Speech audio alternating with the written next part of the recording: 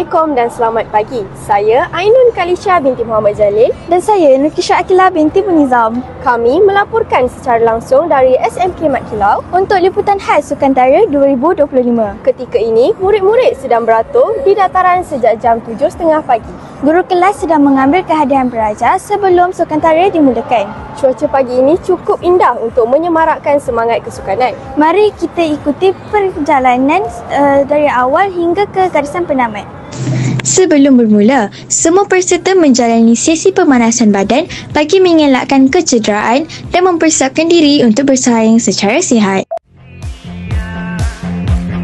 Keep it up and don't give up. We're the best, so let's not stop. We can make it to the top. Gagah melangkah, menggapai cita, tabah menghadapi cabaran. Bersatu teguh, bercerai roboh, bersama capai. Selepas pemanasan badan, murid-murid berkumpul mengikut rumah sukan dan bergerak ke venue mengikut acara yang telah dijadualkan.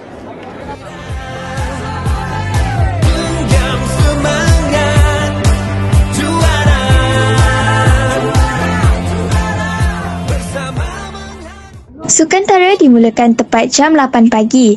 Antara acara yang berlangsung adalah larian 100 meter, lontar peluru dan lompat jauh. Mencapai cita-cita, usaha dan berjaya demi nama Malaysia.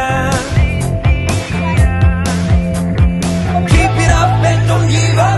We're the best, so let's not stop. We can make it to the top. Gagah melangkah, menggapai cita, tabah menghadapi cabaran. Bersatu teguh, bercerai roboh, capai kejayaan. Bersama saya, salah seorang pelajar yang telah siap membuat Sukantara. Boleh perkenalkan diri? Nama saya Muhammad Daniel Wafi. Saya Rumah Merah. Saya masuk acara lompat jauh dan lompat tinggi. Wah, nampak seronok. Macam mana dengan persiapan hari ini? Saya sungguh seronok sekali bila saya dapat masuk rumah sebagai wakil rumah sukan, dan saya dapat masuk rumah sukan ni atas permintaan ibu saya. Dan juga ingin saya masuk untuk lebih memperkenalkan diri saya sebagai atlet sukan lah. Sebagai atlet sukan Rumah Merah.